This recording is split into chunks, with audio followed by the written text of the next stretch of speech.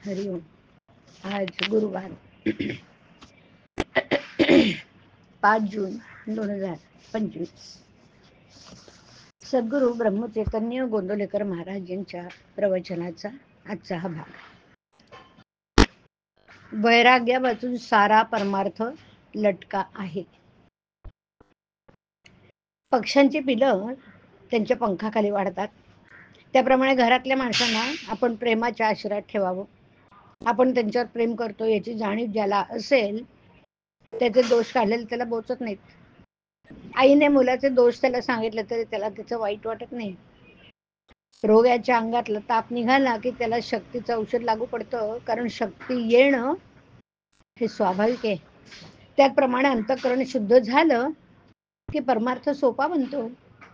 परमार्थात मनाचे कष्ट आहेत, कारण आपल्याला मनाच्या आजपर्यंतच्या सवयीच्या उलट जायचं आहे. आणि म्हणूनच परमार्थाला अगदी स्वतःपासून सुरुवात करायची. आतमध्ये भगवंताचं अनुसंधान ठेवून बाहेरून वृत्ती आवरण्याचा जो प्रयत्न करेल त्याला परमार्थाचा अनुभव फार लवकर येईल. बरं, आपण आपलं मन भगवंताच्या अनुसंधानात मोठ्या काळजीपूर्वक ठेवलं असताना त्याच्यावर आघात करायला विषय अगदी टपलेला असतो. मन जरा भगवंतापासून बाजूला झालं की पुरे विषयाने त्याच्यावर घातलाच म्हणून समजावं. साधकाने रात्रंदिवस अगदी डोळ्यात तेल घालून जपलं पाहिजे. आणि म्हणून परमार्थ म्हणजे अखंड सावधानता होय. प्रपंच आणि परमार्थ वेगळा नाही.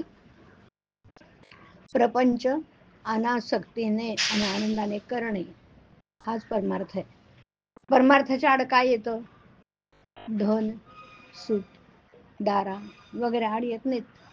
तर त्यांच्यावरचं जे ममत्व आहे ना ते आड येतं. वस्तूवर आसक्ती न ठेवणं हे वैराग्य आहे.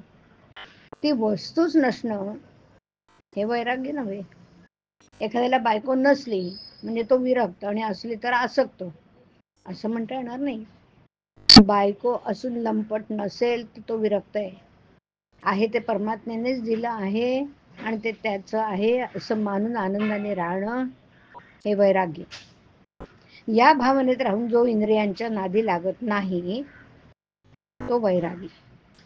वैराग्यापासून सारा परमार्थ लटका आहे. कोणतीही गोष्ट अभ्यासानेच साध्य होत असते. आज खरी भक्ती नाही म्हणून भगवंताचं स्मरण नाही, आणि भगवंताचं स्मरण ठेवण्याचा अभ्यास केल्याशिवाय खरी भक्ती येत नाही. शहाण्या माणसाने उगीच विकल्प न लढवता भगवंताचं स्मरण ठेवायला आरंभ करावा. ज्या ठिकाणी आपल्या ओळखीचे कोणी नाही, आपले आप्त कोणी नाहीत, जिथे आपल्याला कोणी मान देत नाही, अशा ठिकाणी राहून अनुसंधानाचा अभ्यास करावा. जिथे कोणी आपल्याला ओळखीचे नाही असं स्थान आपल्या अभ्यासाला फार चांगलं असतं. बाह्यांगाने करावी प्रपंचाची संगती, चित्ती असावा एक रघुपती. हरिओम. हरिओम तत्सत. हरि